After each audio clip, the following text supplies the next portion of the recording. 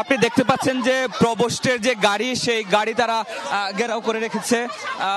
আমরা দেখি, একটু চেষ্টা করব যে কথা বলা যায় কিনা। এখানকার যে প্রবোস্ট রয়েছেন আমরা একটু দেখতে চাই যে স্যার একটু বের হওয়ার সুযোগ দিবেন নিশ্চয়, আমি একটু দেখতে চাই।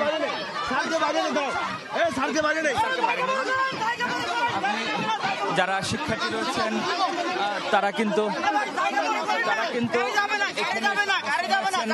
শিক্ষার্থীরা স্লোগান দিচ্ছেন যে এই গাড়ি তারা যেতে দিবেন না, স্লোগান দিচ্ছেন শিক্ষার্থীরা। আপনি দেখতে পাচ্ছেন, আমি ক্যামেরা পার্সনের বাম পাশে যেতে বলবো যে শিক্ষার্থীরা যারা স্লোগান দিচ্ছেন সেই চিত্রটা একটু দেখাবার জন্য।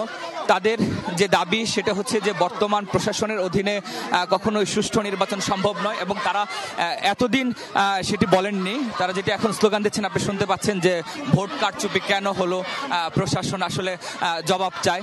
এখন আমরা প্রশাসনের সঙ্গে কথা বলবার চেষ্টা করব। আমরা শুধুমাত্র একটা পক্ষের বক্তব্য শুনেছি। আমরা যারা প্রশাসন রয়েছেন তাদের সঙ্গে কথা বলার একটু চেষ্টা করি, দেখা যাক। আমার বিশ্বাস আমি পাবো। তার আগে আমরা এখানে শিক্ষার্থী যারা রয়েছে তাদের সঙ্গে আরেকটু কথা বলবো। আমার ক্যামেরা পার্সনকে আমি বলবো যে একটু এখানে আসতে।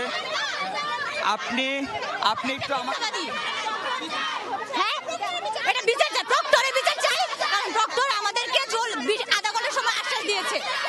বাইরে আমাদের সাথে কথা বলেছে আর ভিতরে এগুলো সরানো হয়েছে। তাহলে প্রক্টর সহায়তা করেছে, প্রভোস্ট ম্যাম তো প্রথম থেকেই ছিল সাথে। আমরা প্রভোস্ট এবং প্রক্টরের পুরো প্রশাসনের বিচার চাই। আমরা ভোট এখন চাই না, কিন্তু প্রশাসনের বিচার হোক।